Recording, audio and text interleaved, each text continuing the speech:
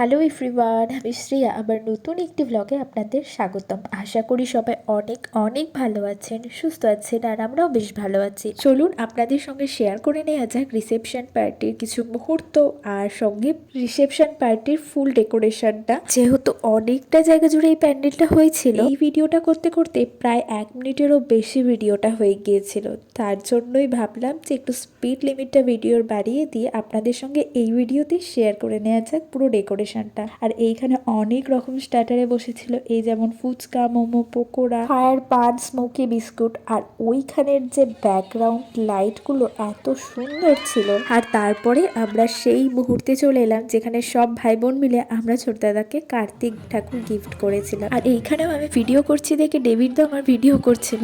জানি কার্তিক ঠাকুর ফেলার এখন সময় নয়, কিন্তু এই সুযোগ তার আগে আমরা কাউকে দেব না। এই রিস্ক না নেওয়ার জন্য আমরা আগে ভাগেই ফেলে দিলাম।